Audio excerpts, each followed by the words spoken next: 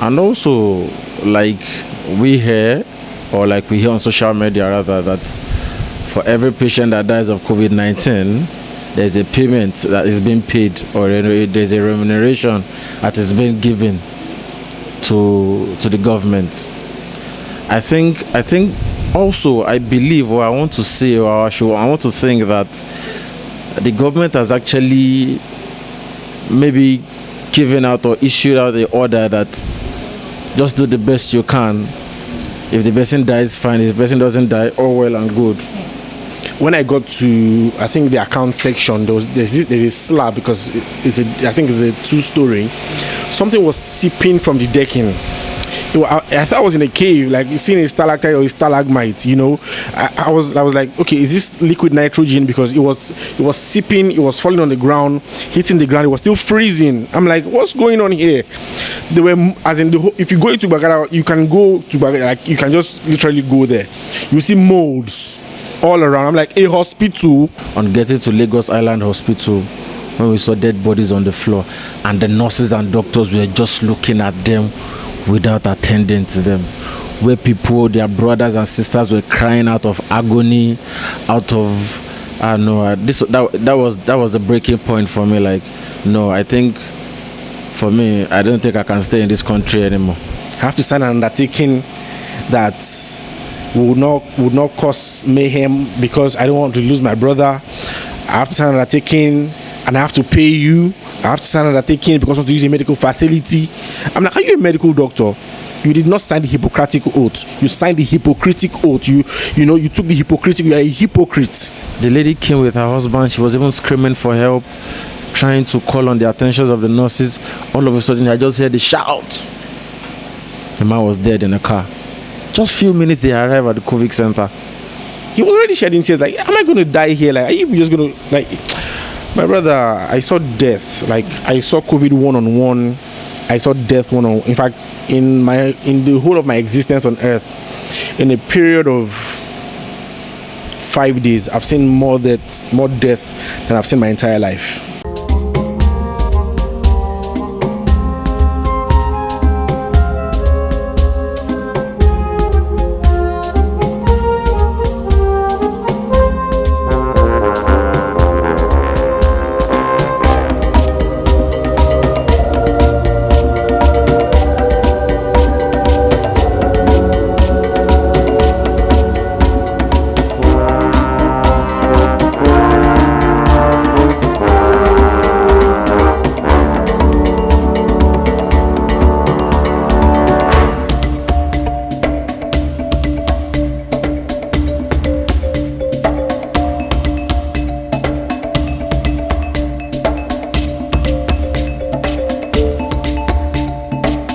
Sir, you are the brother of the prophet and a very responsible young Nigerian, and you saw the whole experience at a very close range.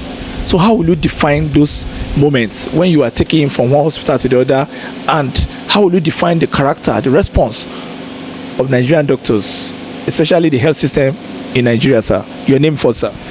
Okay, my name is Jimoh Adenero Fawaz. As regards your question, I don't know where to begin.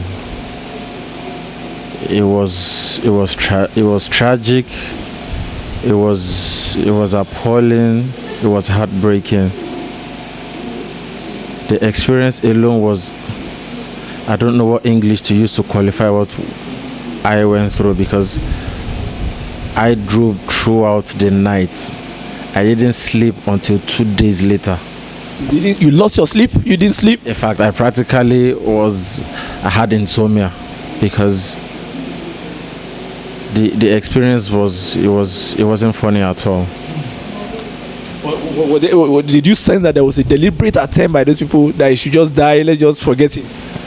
Well, I believe the nonchalant attitude of our doctors and our nurses in this country is as a result of the government.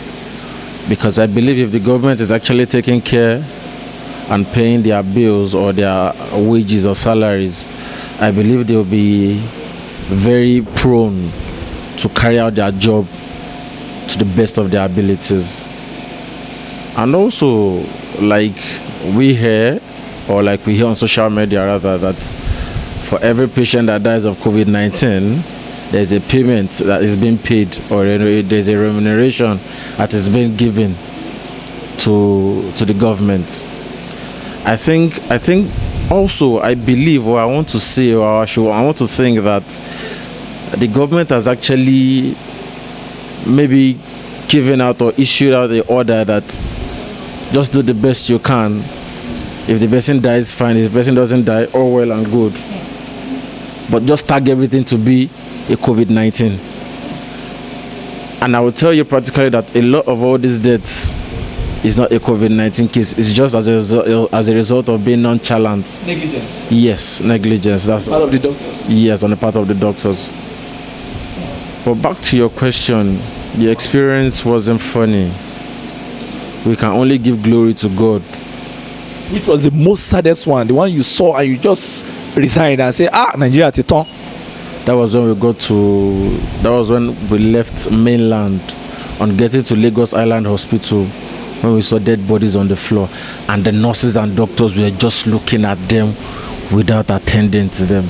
Where people, their brothers and sisters, were crying out of agony, out of, I don't know, that was the breaking point for me. Like, no, I think, for me, I don't think I can stay in this country anymore. Because when we have a failed healthcare system, when we have a failed educational system, when everything about our country is falling apart, but the major part of it, or the major criteria of a country, I believe, is the healthcare system. And once that is weakened or has come to its knees, then for a sane person, I believe, should look for a best bet to just get out of this country. Which is what we even practically heard from a doctor who just graduated and was serving at a military hospital, and the little experience he gave there was nothing to write home about. If a doctor is telling you that he wants to leave a country, then my brother, what am I doing in this country? Is a sorry case. Country is finished. It's just a sorry case. And do you think our politicians are responsible for this total negligence? Yes, I want to believe they should be held accountable, because when a politician is saying he wants to buy a jeep of 100 million naira, please, if you invest 100 million naira in the lives of citizens in this country, people will pray for you to go a long way. Even people in another country would want to benefit for what you have actually laid infrastructure in the country that we are in. I was watching a video on social media when somebody was bringing it up in the house, saying, how can a senator be driving a jeep of 100 million naira, whereby we have lots of graduates, lots of unemployed graduates roaming the streets of Lagos and Nigeria, and you are comfortable to be driving 100 million naira? Man, even seeing it as a status symbol, that is foolishness and insanity. Because I don't know how some people think. I don't know if it's that maybe they are sick, they've lost human nature, they've lost human sympathy, all they are just trying to amount is the wealth for themselves. And I ask myself, when you amount all of this wealth, are you taking all of this to heaven, or is it a criteria for you to enter heaven? Because everything is just going to end on this earth. So why are you bringing agony to citizens in the country? There was a time where there was a saying that $1 was equals to 1 naira. I don't think that can ever happen again in this lifetime. With the terrible situation, economic situation. With the terrible economic situation Nigeria is in. And you come out to tell us you are doing this, you are doing that. They say seeing is believing. If we are seeing, they will be able to say, okay, yes, truly you are doing. But I don't want to go too much into the economical situation of Nigeria, because it's nothing to write home about. And like I tell people, when there's a topic being brought up about governmental issues in Nigeria, I said, see, I don't have the strength to even talk about Nigeria. All I just want to do is just get out of this country, because I see that that's the best bet. Especially with what you saw, Especially with your brothers, with my brother's case. the COVID-19 center. No, it was. I saw people dying. I saw a pregnant woman die. I as emotional I was, I tried as much as possible not to cry, but I couldn't hold it. A pregnant woman. If it was in the US or in some other countries, they would try as much as possible to save that baby and that woman, even though the woman was dead, because there should still be life in the baby. But because, well, we don't have the facilities, or because of negligence. Even the human courage, so the human sympathy lost. It was appalling. There was a lady that came. The lady came with her husband. She was even screaming for help, trying to call on the attention of the nurses. All of a sudden, I just heard the shout. The man was dead in a car. Just few minutes, they arrived at the COVID center. Even there is this man that I was opportune to meet his wife. That's Chike and Osike. She was always calling me. I tried as much as possible to, keep her calm until I was telling her that everything was gonna be all right. That she should just try as much as possible to look after her kids. Because they were not even attending to her. It got to a time the nurses and some of the doctors were even they snapped at her like, madam, your own is too much now. It's not only your husband that is here now, you're giving us too much stress. It was when the thing became too unbearable for her, she had to call somebody that knows somebody that knows somebody. So when the call came from the top, the doctors and the nurses had to be on their toes. Started running because they knew this is a call from somebody, that this person that is here isn't just a mere citizen. What did that tell you about Nigeria, about you, your own status? In my status, I now said, okay, so if I don't know anybody now, God forbid bad thing, anything can happen. Which means there's no provision being made for just a common man. And the Anosike, was he alive eventually? Eventually, I was even home. I was home. I was trying to prepare I was taking some clothes and some other things to go to give my brother in the hospital, when the wife called me and told me in her statement, they have killed her husband. I broke into tears. And this woman just has a 2-year-old baby that she's still nursing. I cried like, your husband died. Eventually. It was a sorry case.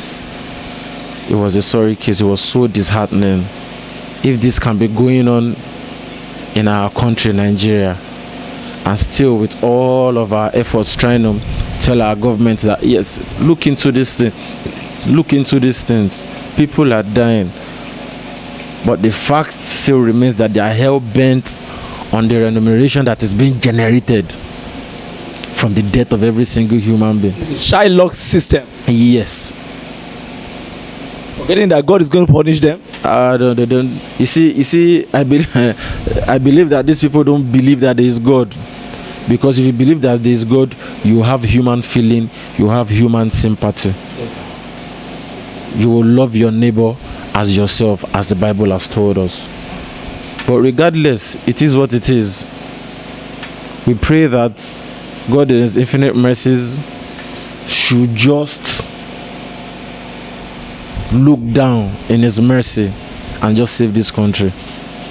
Because aside that, if we continue like this, if the government continues like this, it's not only that we'll go into oblivion, we'll go into extinction. We will by our hands destroy ourselves. Why? Because of greed. Àfẹ̀mí. Nǹkan tó ń kójọ tó lè kó lọ sọ́run, tí ó tiẹ̀ lè bá ìwọ̀nù sáré dípò pé ó fẹ́ kó lọ sọ́run. It's just a sorry case. I urge Nigerians. Well, I used to believe that COVID-19 was not real until I saw for myself. As they say, seeing is believing.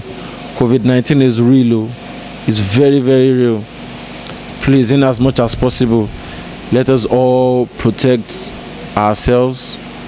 Let us all observe the social distancing protocol that is being made. It's for the benefit of each and every one of us. I pray that God is infinite mercies will protect each and every one of us. How will you describe your brother's victory over death? How will you describe it? Will you say because he was a prophet, or because of your own human gara? It was just God. It wasn't by power. It wasn't by might. It was just by the grace of Almighty God. Because it got to a time when we were driving on a cool bridge. There was a particular place that the bridge had actually lapsed. It wasn't a funny experience. So the tire could actually have been punctured and the car could have actually, somersaulted. The bridge, there was space between the bridge already, but because I was on high speed and I had the orientation like I just need to get to hospital. And because of God. Stroke of luck. Stroke of luck. Mercy, grace. It was all that brought my brother out of this COVID-19 case that we find ourselves. But we thank God today. We are living witness and we are alive to give testimony to God and tell people that this is real. Let's protect ourselves in as much as we want to try to find daily bread. Let's try and protect ourselves.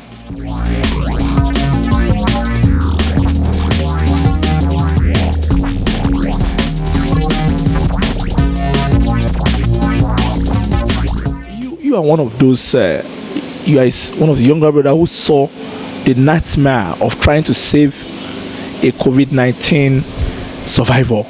You traveled around, you went around Lagos searching for healthcare for your brother. First and foremost, what's your name and what is the experience like, sir? My name is Al-Amin Jimoh. I'm an urban planner by profession. I'm a mixologist. It was a solid experience. It was sad. It was exhaustive. It was painful. It was tiring. It was overwhelming as well because it started like a joke. I was okay. What was the first incident? It was okay. We were playing the console. It was adjusting. I was like, he can't breathe properly. He was just trying to adjust. Like, okay, maybe sitting position and stuff. Then it got worse. Then we're like, it's gonna get better. Probably it's the mattress, his sleeping position and stuff. Okay, so I just went about my day and we're just trying to fix food and do stuff. We ate. I think we ate in the afternoon. Then by night, okay, no, we ate in the morning. Then by afternoon, the pain was severe. Then we had to rush down to Blue Cross. Okay, we got to Blue Cross. We met a doctor. Okay, they asked us, was there an emergency? We said yes.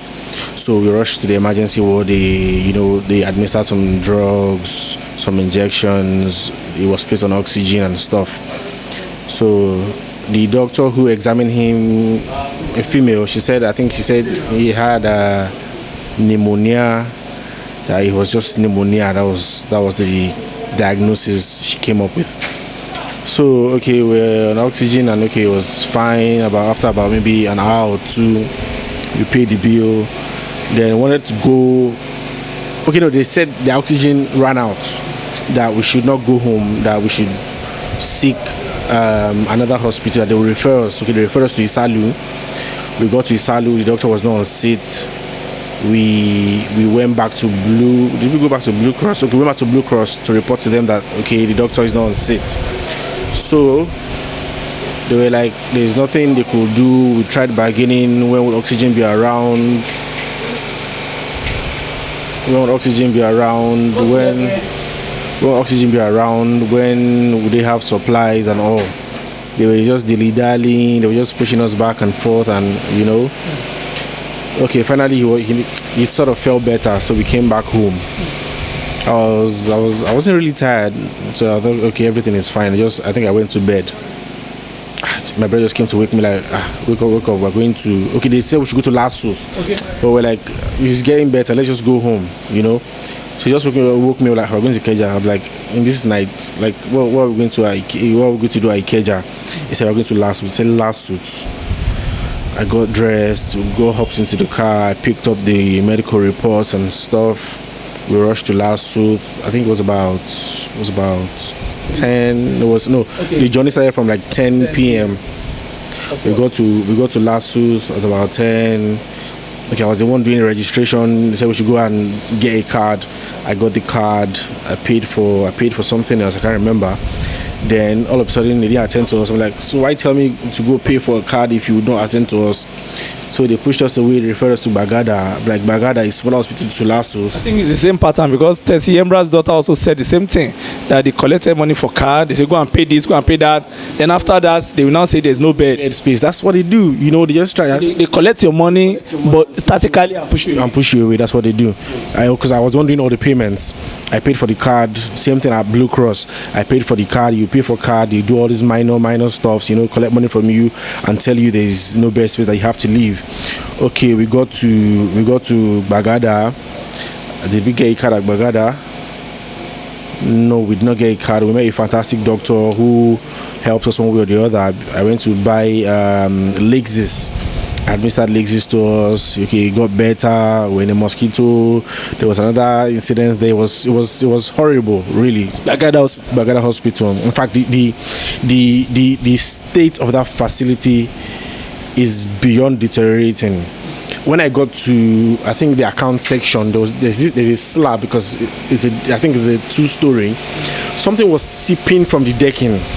I thought I was in a cave, like seeing a stalactite or a stalagmite. I was like, okay, is this liquid nitrogen? Because it was seeping, it was falling on the ground, hitting the ground. It was still freezing. I'm like, what's going on here? They were, as in if you go into Bagada, you can go to Bagada, like you can just literally go there. You see molds all around. I'm like, a hospital. What do you call it? Molds? Molds on the walls. I'm like, what's going on? A government hospital. I went into the ward. My brother, it was terrible. In that ward, the ward can't be, by dimension, it can't be more than, I don't want to exaggerate, it's been a town planner, let's say 15 by 15 feet, but there were nothing less than 60 people there. It was jam-packed.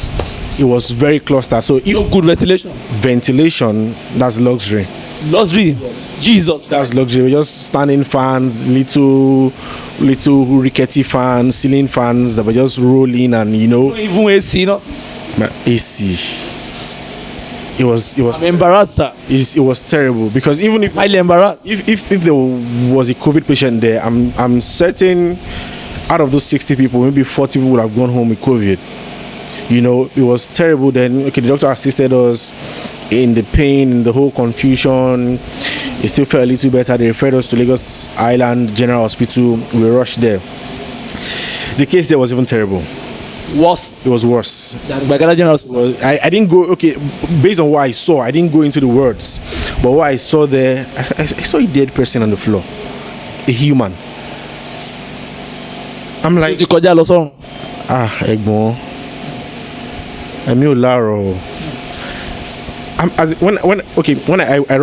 When we packed, I rushed to take the documents. I was going into to see a nurse or a doctor somewhere. So I saw the guy. The guy was on the floor. Someone was holding him. Someone was holding him. They were on the floor. He was naked. He was just in his boxers. So, and I, being a Yoruba person, I was expecting him to just move. But the guy was pale, his lips were white already. I'm like, man, this brother is gone. I just went in, I tendered the documents, they just looked at it. In fact, they didn't beckon to us, like, no bed space. No bed space here as well. Okay, we rushed back to Blue Cross at about 3:30, 4 a.m. In fact, they didn't want to let us in. A hospital whereby you are not being let in. I'm like, this is a hospital. Like, people are meant to come in and go out to receive medical treatment. You get. So we got in. The doctor who attended to us in the afternoon was already off duty. We met another doctor, a very stupid person, I must say, to be precise. He's not supposed to be a medical doctor. Are you describing? He's tall. He's taller than I am. He stands about maybe 6'1", 6'2", a little fair. You know, okay, we were here in the afternoon. You didn't have oxygen. We've gone all around the Mina. We drove around Lagos. Could you just administer something to just ease this pain? We're just sitting there like, I don't know. I'm looking for the right adjective to describe someone worse than a human being. We're just there like maybe rats just running around. You know, it was very unconcerned. My brother, something worse than unconcerned. He was just nonchalant. I think that's just it. Like, if you're gonna die, just die. Like, it's a normal thing with medical doctors. We see it every day. You know, we had to become violent just to, you know, get concerned. Let's wake patients up. Raise awareness. Yeah, let's raise awareness. Let's know what's going on here, because this is a medical facility whereby you just push people all around. So I think they said they went to call HF something. Said they didn't know when they were going to have oxygen. Like, okay, just even admit my brother. Then we would know what we're going to do during the day, what time oxygen is going to come. Said they didn't know. I'm like, okay, fine. Could you call your supplier? This is a chain of command. Call someone who knows someone. You know, they will be able to give us information. This is the age of tech. You know, you could place call through to anybody at any point in time. Let's just know when you're going to be supplied. They just kept mumbling words together. Okay, they finally came out and they were like, okay, we have to pay a down payment of 50K. That would be like a palliative into accepting us to the hospital to get treatment. I'm like, I was the one who made the payments in the afternoon.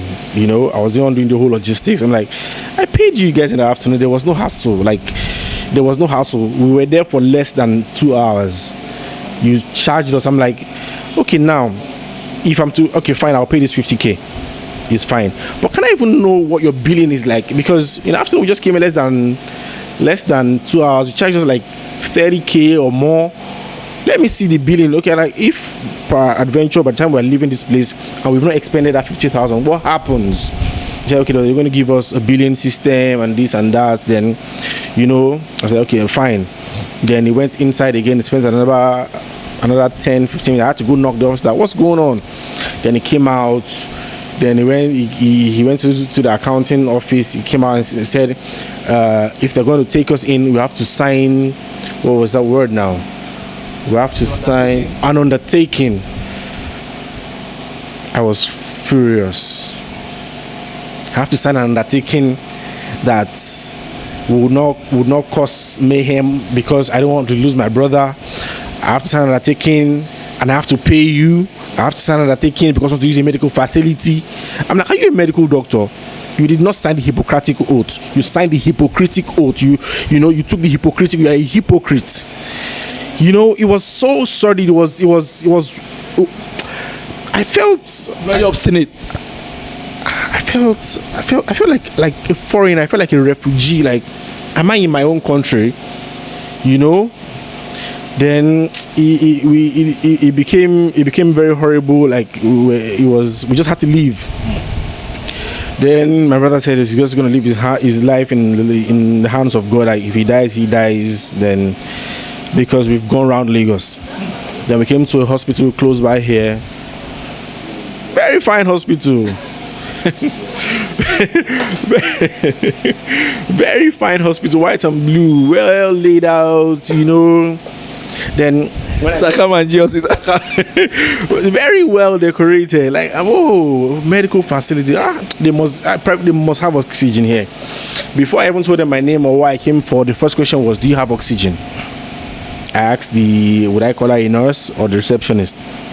She said, yes, we have oxygen. I'm like, fine. Okay, I gave her the the reports we got from the hospitals. She could barely read it. That's why I say Sakamanji hospital. It was just beautiful. She could barely read it. She had to run to the doctor's office to tender the stuff to the doctor. Then I waited another 5 minutes for the doctor to come out, a doctor on call. You know, when he came out, there was no lab coat, there was no stethoscope. He was just like a patient. He said he went on Google. You know, so I went to his office and I spoke to him, and he was like, the oxygen they have now can't be enough. He has to be on oxygen for like 3 hours, and what they have can be more than maybe 30 minutes, and you want something whereby you have to start referring us. And I'm like, if I'm on his table, there were no files, there was no system, it was just an empty table. He sat about 1.5 meters away from me. And I just looked at a medical doctor's office. There was nothing. It was no gadget, no gadget of the profession to indicate. You can't even tell him. That's luxury. You can't even tell him to take your blood pressure there. Like, if like a medical doctor's office where you don't have a stethoscope, you don't have equipment. I'm like, okay, fine, we have to leave. So as we're driving out, I just remember that I have a doctor friend. A very wonderful doctor. The horrifying mission. It was terrible. I have medical doctors as friends, and a lot of them. Let me even call someone. I called my very good friend, Dr. Egbewumeluwaseun Raphael. He was like, how far? I'm like, this is what I'm facing at the moment. I'm like, for real? Like, yes. It's okay. We should rush to the military hospital in Yaba. I'm like, okay, fine. I said, okay, I think he works there currently. Like, he's gonna call someone who's gonna assist us and this and that, you know. So we rushed to the military hospital. I think we got there at about maybe 6 a.m. Yeah, around 5 a.m. 6 a.m. 5 a.m. So it was daybreak. It was about 6 a.m. Okay. So we got there. Same protocol. Go get the card. Go do this. Go do that. Okay, I got the card. After I got the card, I said I'm going to open a file. I rushed to where we were going to open the file. I sat for another 1 hour. Nobody was there to attend to us, and I just sat. In fact, I was there when they were literally sweeping the place. When they were opening it up, like, okay, let's just wait. I waited and waited till patients tested. Your patients tested. It was exhausted. I just had to wait. Like, it's a military hospital. Military, come along on me. I sat. So I saw a woman walk out of an office. I'm like, excuse me, the people are going to attend to us. What time are they going to be around? Like, as you can see, they are not around. I waited for another 20-25 minutes. Calls started coming in. Where are you now? Like, just to get a card and open a file. I'm like, these people are not here yet. I have to wait. So she went in, she came back out. She went to pick, I think, a colleague of hers. As she was coming, I'm like, excuse me, ma'am, what time are these people going to be around? I've been here for quite a while. She was like, okay, I should just come. She just had to assist me. So she assisted me. I opened the file. We went to a place, PDS, I can't even remember. Then submitted the file. To cut the long story short, we saw a doctor. He said, fine, he knows this is not a COVID case. It's a pneumonia. It's just a bacterial infection. I'm like, okay, good. This is not a COVID case. At least we know we are a little bit safe. Okay, now they said we should go and pay for admission and observation. I went there. I paid 12,000 naira. After I paid for okay, prior to that, they didn't want to admit us, so we had to get a recommendation from the doctor to take to the hospital, so they would know it's not a COVID case. Okay, fine, they accepted that it's not a COVID case, that we should pay for observation and admission. I paid, then I came back, I gave them the receipt. Then went outside, they told the nurse to go and prepare a bed space for my brother. I went to sit outside. We're waiting for the bed to be prepared, so we'll just put him in. We'll go back home, try to get some strength, refreshing up, and get something to eat. In less than 3 minutes, we just they can't admit us again. I'm like, how do you mean? You told me to go and pay for admission. Now you're back. You're telling me you cannot admit us. For what reason? It's the hospital's policy. The symptoms are overlapping with that of COVID. Thereby, they can't take such risk, and that we have to go to IDH to get tested. Okay, IDH was just around the corner. It was just about maybe 300 meters away. less than 200, 250 meters. So we got there. He sat. I was with him. I was one giving his details to the nurse who was getting the details of patients. So immediately, maybe a doctor or nurse, she came out. She was like, she just looked at my brother. She didn't fidget twice. She just placed him on oxygen, like a full tank of oxygen that we drove around Lagos State to get. Okay, we were there. It was on oxygen. It was breathing fine. I'm like, okay. Thank God, he's on oxygen. When it became better, okay, I didn't spend much there. I think I bought nose prongs, or what did they call it, 600 naira. I thought they were going to charge us for oxygen. They didn't charge you for oxygen, and which was like a luxury everywhere. Oh, it was oxygen was standing as humans in hospitals. It was like if they give you oxygen, they're giving you someone's life. You know, there were tanks of oxygen lying all around. Just breathe. You know, I really commend them at the Infectious Disease Hospital. They are doing a good job. You know, but more can be done. Infectious Disease Hospital in Yaba. Yeah. So he was fine. Then they said they said they cannot admit us there since he's not a COVID patient. I should go back to military hospital. We went back. Same thing. They cannot admit us. We were there for maybe 40 minutes thereabouts. His breathing just deteriorated drastically. Getting to IDH, if I was already dozing off in the car, you know, then he was. In fact, I was literally seeing life as in seeping out of my brother. Like, is he gonna die in my hands?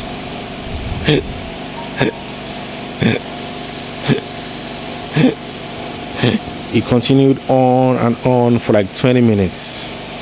He literally started begging, you know, could you people just do something? We're in a hospital, for God's sakes. Let something just be done. Like, he was already shedding tears. Like, am I going to die here? Like, are you just going to, like, my brother, I saw death. Like, I saw COVID one-on-one. I saw death one-on-one. In fact, in the whole of my existence on earth, in a period of 5 days, I've seen more death than I've seen my entire life. It was, I didn't say it became normal. As horrible as the experience was, I'm still in shock. Right now, I'm still in shock. It's like it's still battered. It's a really crazy psych drain. You know, it's just we'll get there. So he started begging. They were like, okay, then we should drive him to the COVID ward. We drove him to the COVID ward. You know, they prepared the bed. Then it was administered. They gave him another cylinder of oxygen. Okay, he started breathing fine. They're like, okay, thank God he's here. Even if it's COVID, he will get some treatment. We were there till late. I think we were there till about maybe 11 p.m. We were there, we just making sure everything was fine. Then, okay, we came back home. You know, we just freshened up, just had a little rest. Did we eat? I don't think we ate. You know, we rushed back in the early hours of the following morning. I rushed to just had to check my brother. Are you fine? I said, he's fine. Okay, cool. Then we're in the car. Okay, when we were given the first cylinder of oxygen, my brother noticed something. They drove a truck out. He just tapped me. I just looked. The truck had already passed. I'm like, no, it can't be, because they were in body bags. I saw sort of shaking in the body bag. I'm like, okay, no, it can't be. I said, I just sat. Okay, we're there another 20 minutes. Then a man came. They brought a patient, a COVID patient. You know, I think his wife came down. I think they came to give his details. That was the worst. The man he didn't make it to the ward. Not sure. He died in his car. I just heard a loud scream. Yeah. Mo gbé kí ló ń ṣẹlẹ̀. I was like, bàbá tó gbé wá yẹn ti kú. COVID, ṣé bí COVID ṣe ń pààyàn lélẹ́yìn ni. I was like, so the whole self-isolation for 14 days is, if you're going to die in your home, just die in your home. COVID will kill you in 3 days. COVID will kill you in 2 days. If you have any underlying health issues, COVID will kill you in 2 days. Max.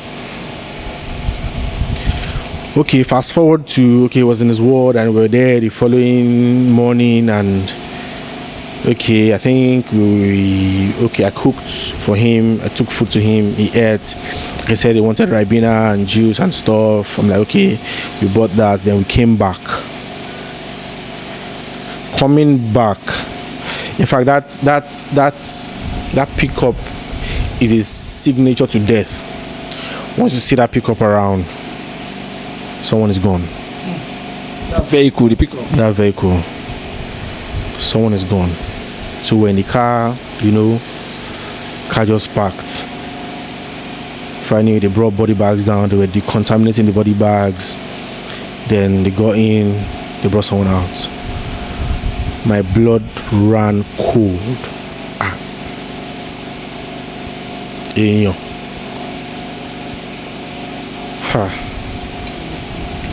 put, I think 2 people died that day. One from the forward ward, one from the back ward. They put them in the vehicle. They drove them away.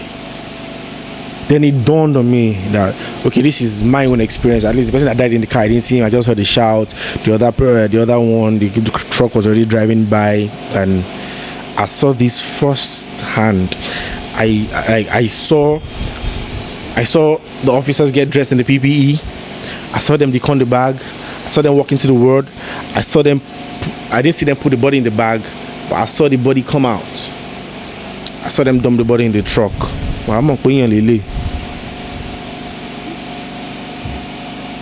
Someone is gone. Someone's father, someone's husband, someone's brother, someone's nephew, someone's uncle is gone. Someone's source of livelihood is gone. Okay, Father, protect my brother. It was just prayers and hope. Then we came back home, went back the following day. I think we stayed late. We stayed till about, 8 the following day. They brought was a white man? Let me just tell him white because I saw him from a distance. They brought the man in. They put him on the bed. I think they said he had hypertension. COVID will kill you. COVID will kill you in 12 hours. With hypertension, COVID will kill you in 6 hours. COVID will kill you in 6 hours if you have hypertension. They put a man, very wealthy man, this man is well to do, and they put him on the bed beside my brother, and I was looking at him and so before we left there, he was in serious shock. He was in fear. You could see he was battling his life. The people who brought him, they were not his relations, but maybe I think it's his driver and maybe someone who works with or for him. They were like, they said he wanted to use the toilet. He could not get up. He was shaking. He was in fear. He was in serious disarray. Like, should we get him adult diapers? If you cannot even help him up to go to the toilet. They rushed down, they got him adult diapers, they handed the diapers to them so he could just put it on, and we went home. By the time we came back the following morning, he was gone. In fact, he died in the night, not in the morning. I didn't know he was dead. What my subconscious just told me, this railing demarcation was not here when we left in the night. It's here in the morning, so they're just trying to demarcate the body away from other patients. So this man is gone. We're there till afternoon. Then they came to pick the body in the afternoon. I think that afternoon 4 people died. I think 2 in my brother's ward, 2 in the other ward. Then when they were taking those bodies out, I made a video. I don't know if people are going to cut this part out but I made a video. I had to just put the video out there for people to see. Do you have the video? We would like to have it. How many minutes? It's about 9 minutes, but I think I made 2. Yeah. We wanted to just put it as part of this production, please. It went viral. The video I just tweeted it so people would just be aware. Just have a first-hand knowledge that this is not a journalist making the video. This is an observer making the video, so you just be aware. A lot of comments, Instablog Nigeria picked it up. It was, I think if you saw it, you say Nigerian mixologist, something. So the video went viral. I became scared. Government could do anything whatsoever, but I had to just take off my address off my social media handles. Took it off my business page on Instagram. I took my picture off Twitter. If I had to delete my pinned tweet, because my picture was on my pinned tweet, I had to just take out everything that had my picture on it, because the government is not trying to put this information out, and someone has put it out. They could just come with something somewhere, and just tell you. But you are even helping their job. You are not damaging them. You are helping them to pass the message across, to let people know that the awareness is real, it's not fake. So I don't think any reasonable government should come after you for that. I made the video, I put the video out, it went viral, and people made a lot of comments. Okay, there was a particular guy sitting in front of the ward when we were bringing the bodies out. When the body roku, it's a normal thing. He was a recovering patient. He just sat. He had his nose mask on, and he was just looking. It became a normal thing. He was there prior to us coming there. So he has seen more dead bodies than we have seen, and it was just normal. It's mature to him. Yeah, it was just like living in an everyday life of a COVID recovering patient. We see dead bodies, is gone. That's. When the guy was saying it, it became part of daily activity for him. To just see dead bodies, and then usually I see him jog back and forth. I think doctors tell him to just exercise, just to boost his immune system, and nothing to survive it. I saw him was going on. He left 2 days prior to my brother leaving the IDH. So a lot has gone wrong in the system. But I think now they're trying to readjust. The time frame is short. Instead of us having standard built hospitals, we're having, I'll call them makeshift because they're made of containers. Just to meet up. Let's just try to cut this. Let's try to slow this thing down. Let's try to flatten the curve. Let's be ahead, or let's be 2 steps ahead of this pandemic. They're trying, but they can do better. A lot of money was donated. China built the 10,000 bed capacity hospital in how many days? I think less than a week. Yeah, less than a week. Under a month. Yeah. So we can do better. A kind of ferocious project. Yeah, we can do better. Keep the soldier at bay. Yeah, and our government needs to, be at the forefront of helping the frontline workers. Now, news is going around that doctors are on strike. Frontline doctors are going to join them. They are not being paid 3 months. These people have families. They can't go home. I will tell you, these people have frontline officers are infected. Frontline officers are dying. They are doing their best to save our lives. They are doing their best to stop this pandemic. They are doing their best to flatten this curve, so you and I can do our daily activities unscathed. So, what do you think government should talk about Japanese having an initiative to solve their problem before? What do you think government is it? We have politicians that are acquiring properties, acquiring wealth, and they just want to save for their own children. Somebody come up and say his son is going to be next governor of the state, that he is going to be president and all that. With your experience inside the COVID-19 camp, seeing people die, wealthy people. How do you think politicians are fair 21 years of democracy? Okay, before I answer that question, I'll say this real quick. They brought a man to the IDH. He died. All his children are infected. His wife is not infected. What does the government think will happen to that woman if she loses her family to COVID? Her husband is gone. All her children are infected. Now people are embezzling money, putting money in ways, in empty houses. Inflation is on the rise. The average one can't eat. The poor, the poorer. Poverty line is shifting high. It's sad. It's really sad. Okay, now the Japanese government, they are people to sit down and think. Just think for the government. What can we do? Improve our economy, to improve our livelihood, to improve, our healthcare, tech, agri, housing, infrastructure, all these things. We have great minds. Usually, I as a town planner, I run into gridlocks severally, and in a twinkle of an eye, I solve that traffic. It's just block this junction and open 2 U-turns, and this traffic will flow. If you're going to have a cross junction, let's have traffic lights, functional traffic lights. Now they're pushing the whole money to Lekki and stuff. We're not giving you guys in Lekki, but let all these things come everywhere. Okay, now look at Omole, for example. Omole phase 1 is a major landmass, a residential landmass.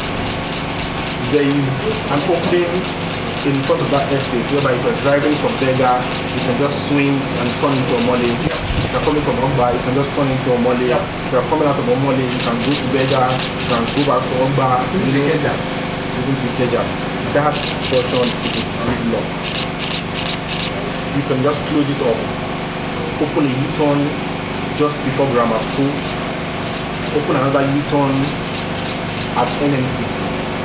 If you're going into Omole, if you're coming from Bega, drive to NNPC, make a U-turn and flow into Omole. If you are coming from Omole, you're going to Ogba, drive to grammar school, drive out and go to Ogba. You would not have that gridlock there.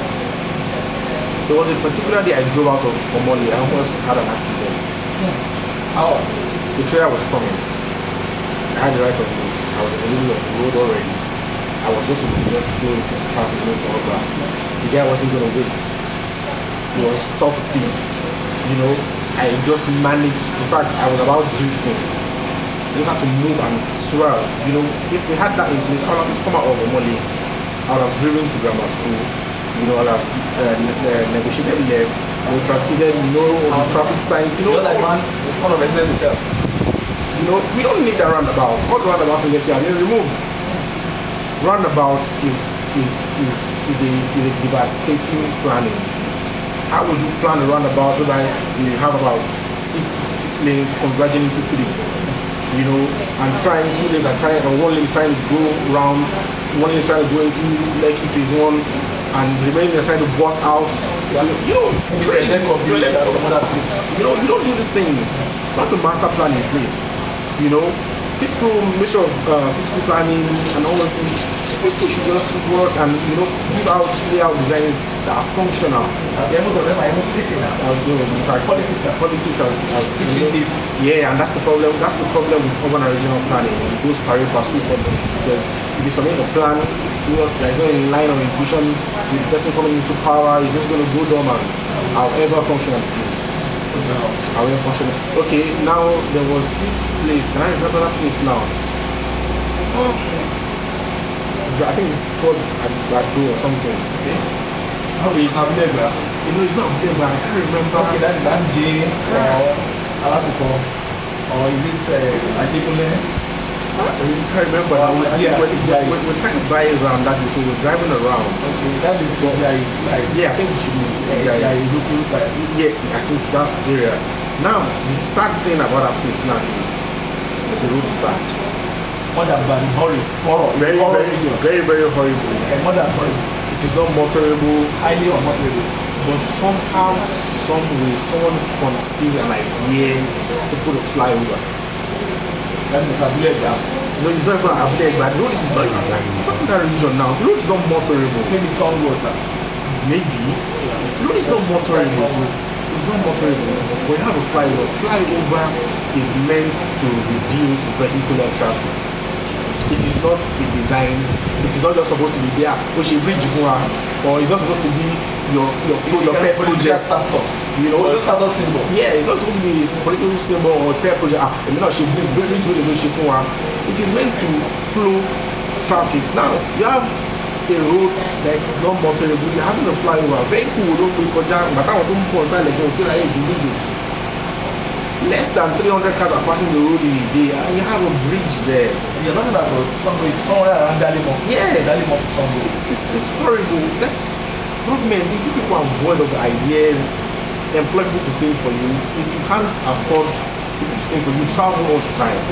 Just do copy and paste. Ever you are, but you are long. Tram, you know, medical healthcare, subsidized housing, agriculture, a single farm in Texas produces more eggs than the whole farms in Nigeria combined. Just Texas, just one farm in one state, in one country, produces more eggs than the whole farms in Nigeria combined. Just copy and paste. If you can't employ bright minds like myself, bring people in, you know, let them just do things for you. You can afford to pay this amount, you know, let's just execute the project. We go and copy the idea. Copy the ideas. Stop bringing foreigners to do jobs Nigerians can do. I think Buhari has stopped that now. You know, let's have proper healthcare. Healthcare should be like oxygen, something we breathe in every day. Walk into a hospital, let's have HMOs, you know, let's have, you know, it's a right, it's not a privilege. A nation does not grow whereby you have stacks and piles of dead bodies. Those are your bright minds wasting away. It's 21 years of democracy. Do you think these politicians that call themselves progressive, with what you've seen, the kind of death we saw in 5 days, with the sadistic experience of your brother, moving around with the looking for common oxygen, you say that the progressive have been good to us because why is it democracy? I think it's a technical question. I have one thing to say. I usually say to people, Nigeria is an organized crime. And it's high time people woke up and engage, you communicate, your Igbo brothers, your Hausa brothers, your Tea brothers, the Yoruba, the Nupe, you know, tribalism doesn't occur up there. It's a medium to keep the people poor, in chaos, in dichotomy, in anarchy. Just keep fighting. So you don't have coded knowledge of how this thing is being done. You know, I know people follow and do business. I also am Shegi Barao.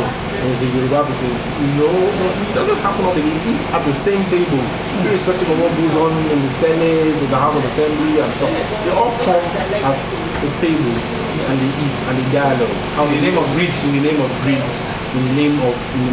politics, you know, in the name of subjecting people to further poverty.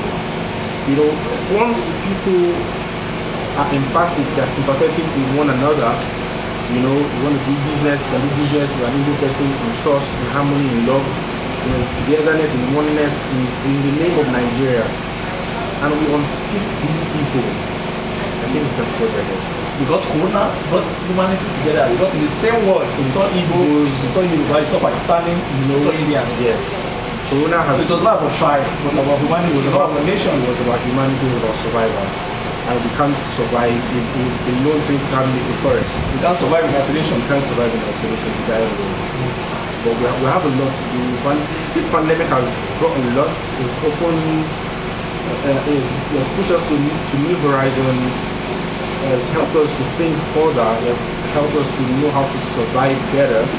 Has helped us to relate to one another. You know, You see your fellow person as human first. You are human first before you are anything else. Before you are the MD or the Before you chairman are, or before you're a the president, before you are a commissioner, you are human first. And people who put their trust in you, put you in that position of power so that their lives can be better, so you will make better decisions, so you will make better policies and regulations and laws to make things easy for the common man. On the last note, sir, how will you describe the brother, Prophet Jimoh? Will you say that his survival was as a result of God's grace, or your Dracula, or your own impact and your acting on? Impact on the sharing thing was the COVID. Your money can't do shit. You can't beg COVID. You can't appeal it. You can't negotiate with it. It's like that's Al-Amin is like angel of death. Only God. In fact, if you had headache prior to having COVID, that headache will kill you. If you had ulcer prior to having COVID, that ulcer will erupt your stomach or wherever place you're having that ulcer, COVID is not a respecter of anybody. But it has come to have this pandemic, or we're having this pandemic. We can do better as humans going forward. Better. Just salute your brother in a few sentences. What do you say about him? My brother. We fight a lot. My assistant father, ATM. My brother is after God, my parents, my brothers, my family. Family comes first. Any day, anytime. I die from my brother. I take a bullet from my brother. You don't fuck with my father. You just forget about it. We stand by each other, make decisions together, do business together, we conquer together. We conquer this. We conquer this together. Let's go together.